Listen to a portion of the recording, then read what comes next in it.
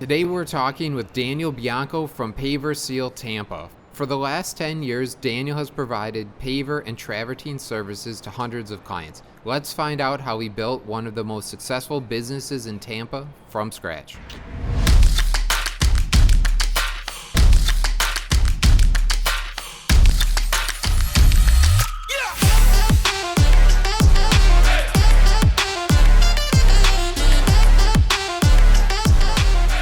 Most of the time we can capture the square footage without having to go out. So we are going to pinpoint on a map, and once we capture square footage, we run that through a pricing matrix, tells us where we should be, and we multiply that times the budgeted hours. So we have an hourly rate, we have a production rate, and then we have budgeted hours. So Dan, do you remember the moment when you decided that you wanted to start your own business? Yeah, well, I grew up in a family business, so I always see my dad hustling and working real hard every day. And, you know, he gave me my first pressure washer to go out there and start knocking it out. At the time, it was a part-time thing for me, but I started to realize working for other people how much I enjoyed going out and performing my own work and getting the results, the rewards from that, yeah. Nice. So. And why Paver Sealing as opposed to some other contracting service? I kind of fell into this by suggestion. I've always had the pressure washing hides side hustle since I was a kid. Went through a couple different career changes, and finally a friend of mine got back into pressure washing. He said, you should try Paver Sealing. He had a good friend that was in the business, and he had worked with him, so he promised to kind of take me by the hand for my first couple jobs. Went out my first couple estimates with me, got me started, and I haven't looked back since. So starting a business is always hard. What were some of the challenges that you faced in the early days of the business? Mindset is probably the number one thing that I face. You know, I heard suggestions like, hey, this is a seasonal business. You always want to keep a side job, that kind of thing, to make sure you got enough going on. And to be honest, a lot of that head trash, you just had to throw it out and start over with, hey, there are people out here that are doing this day in and day out. If they can do it, what are they doing that I can do? And so that was really critical. So can you walk us through the services that you provide with your business? Yeah, so we started as a property maintenance pressure washing company, and we grew from there. So right now we specialize in hardscapes. That means pavers, travertine, marble stones, and we're cleaning, protecting and maintaining those. Just a couple repairs, and then your standard pressure washing service, so you can get your house cleaned when we come out to take care of your hardscapes. Nice. So having some experience in the industry, our viewers would love to hear about some of the experiences you've seen of some maybe shoddy or questionable practices that you've seen within the industry from other paver sealing businesses. Yeah, we run into that all the time. It's always pretty frustrating, and you empathize with the customer because they expected something and their expectations were either not met or totally not what they wanted.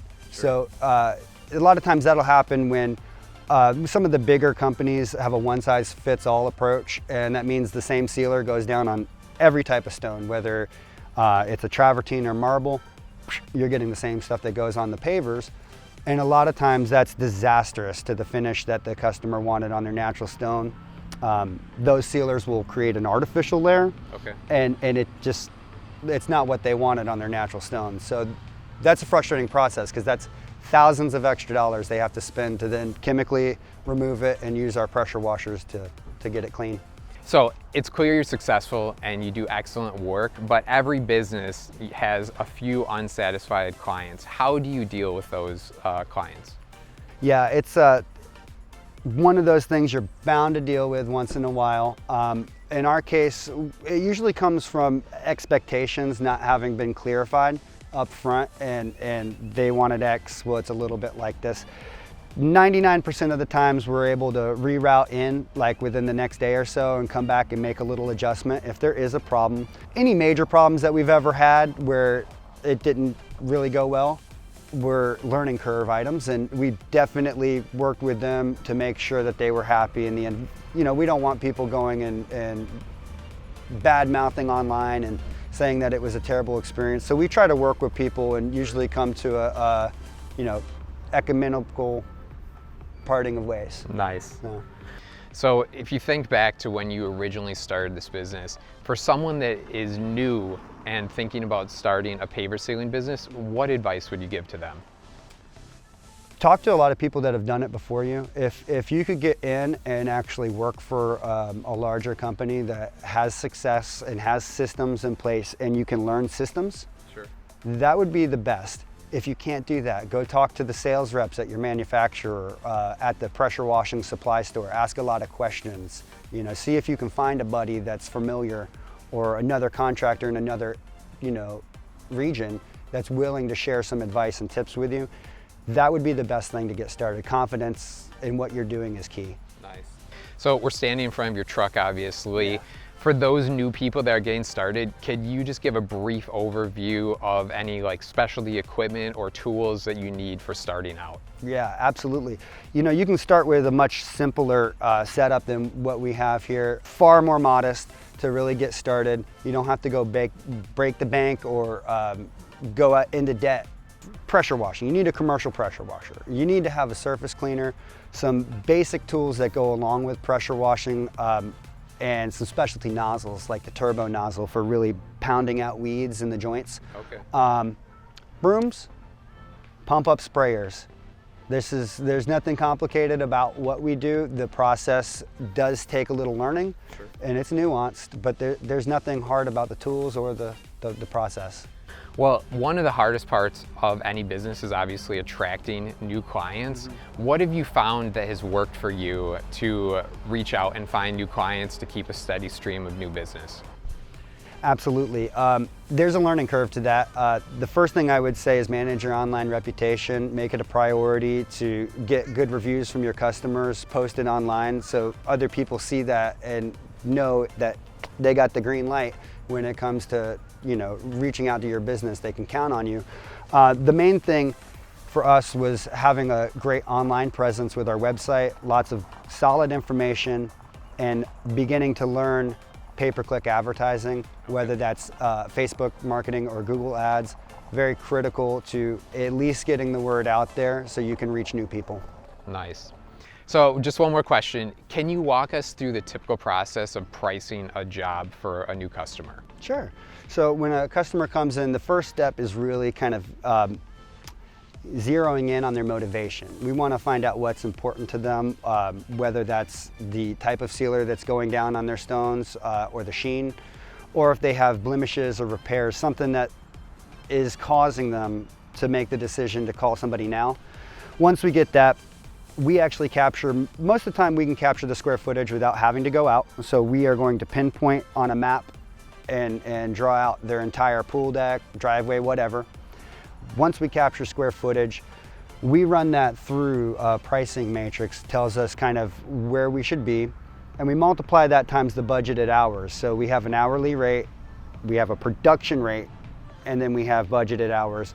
So we end up being really competitive, very fair, yet still quite profitable. And we get those estimates out right away for our clients so that they can make a decision instead of having to set an appointment to come and have 5 people run a trundle around and, Sure. and then get back to you. We can get our quotes out right away and they can make a decision, whether or not we're the best option for them. Nice. So. One of the things that we talked a little bit about was building a team, and where you go in the future. What have you found, or what do you think about when managing and delegating tasks to new team members for your business? Clear expectations and giving them a reputation to live up to when it comes to our quality of work, our expectations, and the teamwork and the spirit that we want to go about things with. You can't have negative attitudes around this workplace. You can't take your personal issues into work. Sure. And you got to really take satisfaction in doing a fantastic job for these people, because the appreciation our customers experience or give our techs, man, instant gratification. This is a job that's actually pretty satisfying. A little hard, but satisfying at the end of the day. So we encourage them to do their best and take care of each project like they would want their outdoor spaces taken care of. And I think that spirit helps everybody move forward.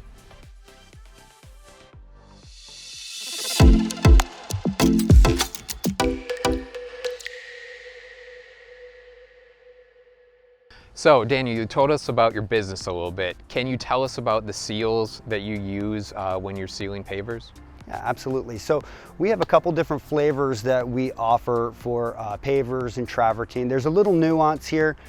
Most of the time we're going to be rocking with Uraseal, which is a water-based urethane, and it comes in two flavors as well. We have a natural look, and that doesn't leave any sheen on top, where this has a little gloss, and it's going to give a nice wet look to the pavers. We also use this on travertine, but only if it's already been sealed with a surface sealer, because we like to, have a little nuance in what we do. If they have not had sealer applied to their travertine or their natural stone, we also offer a different product called Stone Show. And what that is, instead of sitting on the surface of these stones and creating the seal, it penetrates into the dense stones and actually repels moisture and water. So there's pros and cons to it. One of the best reasons we like to offer it is because it does not change the profile of the natural stone, meaning it's not going to make it any more slippery or have to have a grip broadcast on the top.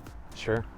So when it comes to applying the seal itself, what are the important factors to achieving a solid and long-lasting finish to it? Preparation's everything. So to do the best job, you really need to be treating for, first of all, mold and organic materials as a part of your cleaning. You need to look and see if there's any efflorescence, which is salts that come to the top. That needs to be treated. Once all of the blemishes are treated, you're really getting the sand into just the joints. So that's actually one of the hardest parts, is actually sanding the joints. A lot of people disregard how nuanced that is, but you can make a mess with the sand. Sure. So getting that perfect takes a little time. When it comes to the sealer, our showcase seal is 3 coats of commercial sealer, and that does a fantastic job for protection. Usually gets about 2 to 3 years of longevity out of it. Okay. If you add the extra specialty top coats, you get 2 more coats, and this is at a thicker ratio. And what that does is a little bit more millage on the surface seal. So it's gonna actually be more durable, last longer, and with the gloss sealer, it's gonna give it a higher sheen. Okay. Are you looking to start a new business or to grow an existing business? If so, check out the Heavy Ape course, which shows contractors and tradesmen how to grow a business that generates millions of dollars per year. We'll put a link in the description below. So you mentioned efflorescence or stains and handling that before you apply the seal. What are some of the methods that you use to take care of that, the stains before applying the seal? Sure. So one of the things is efflorescence remover. There's lots of manufacturers that make a product that will do the job. Okay. Follow the directions, get a pump up sprayer and saturate the area.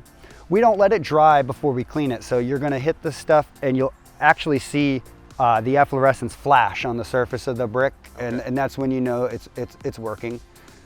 Pressure wash it and move on to the next stage. You should be good to go. So when it comes to drying time for each individual sealer, what is the important factors in that? Great question. Drying time is very important depending on what sealer you're using. When we're talking about drying between cleaning and then applying the sealer, Uraseal is a very versatile sealer. It allows us to clean, sand, and seal in the same day. So essentially, the pavers can still have moisture on them when we are applying the sealer. Now, it can't be in standing water, right? Sure. But they can be damp. Okay. So at that point, Uraseal takes 72 hours to completely cure the chemical bonds, like final, bonding, 72 hours. But vehicle traffic is not to be allowed for 2 days. Sure. And then you stay off of it for, at least 12 hours foot traffic. Okay. So, other than that, it's pretty versatile. We've had the rain come down at, half an hour away. Right after we applied it, no problems. So we're located here in Florida, yeah. And the one thing about Florida is the weather changes like crazy. Have you had any horror stories of weather impacting a job that you've been working on? Yeah, we got really lucky and saved a job. Big commercial deck, first time on a big commercial deck. and we had just put the sealer down on the whole thing, and a rain cloud comes in and starts to dump rain. So it was an emergency. So we jump out in the middle of the rain with each of us with backpack blowers on and push brooms, and we're moving the sealer and the fluid in, trying to work it in and dry it in as long as the rain was coming. Luckily, we were able to save that project. The rain cloud went away in about 20 minutes, didn't come back, and everything dried in. That was scary because you want to make sure that your product and your project is good. So after the sealing process is done, what kind of maintenance is required after that for a customer? Sure. I mean, a customer can choose to have a professional come out and give it a soft wash every 6 months or so, which is just a detergent, chemical rinsing, and then a light pressure rinsing to remove any debris. Or they can maintain it themselves by simply checking up on it with a pump-up sprayer, a bleach solution, right? Sure. And every once in a while you need a little weed killer because Mother Nature is going to put seeds down in the joints. So if you nip that kind of stuff in the bud before it becomes a problem, really the cleanliness and look of the pavers, you'll get a lot of life out of it. Nice. So we've been standing in front of your truck for the whole time. Could you give us a little tour of the equipment that you have here and what's important to your business? Sure. Well, the main squeeze, we'll start here because we're standing here. We keep our sealers and some of our pump pails and tools all organized here so everything's easy to get.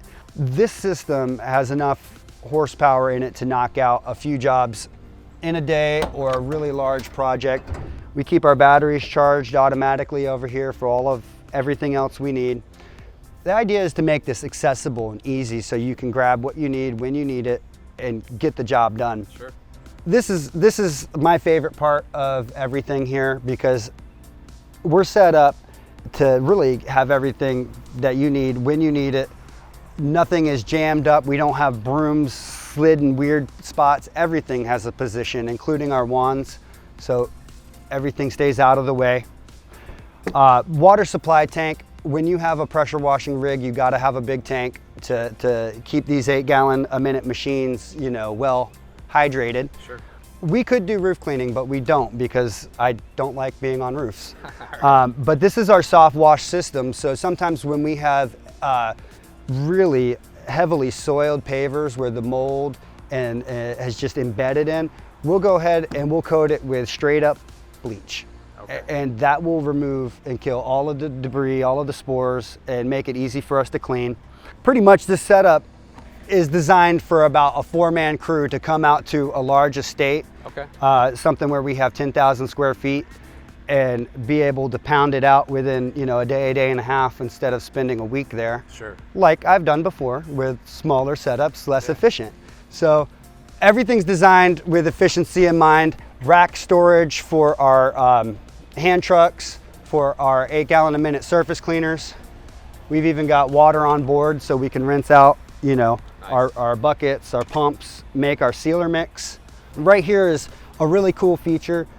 Instead of having to use downstreamers to inject your soap, all I have to do is turn this switch down, and now I'm applying soap. Okay. And then I can flush that injector just by running water through. Hoses mount up here. All of the power hosing reels are designed to be storage units, okay? So none of the power is running through the reel. We take the hose off, connect it to the port, gotcha. And you're good to go. Nice. Having all of this is nice because if a hose busts, you can pull another hose off. Sure. If a surface cleaner gets clogged, you can pull another one out real quick. So we keep it as efficient and as easy as we can with extra tools, extra space. We also do color restoration. So when you have faded bricks that have been abused and beaten up by the sun for 20 years, we can come back, add more color, and totally revitalize them. Well, we've talked about the past and we've talked about the present. What does the future hold for Paver Seal Tampa? What's the future of the business for you? The future's bright. We're improving constantly. We're improving constantly. This year, I don't want to do as much growth as I did last year. I'm in the mood for systems and simplification. Okay. So we're going to narrow in on a few key systems that will allow me to do even better the next year. So we have people in position that can help us move forward. Nice. So yeah, Very cool. Thanks for your time. It was Thank great, you. great meeting you. great to meet you too, man. Appreciate it.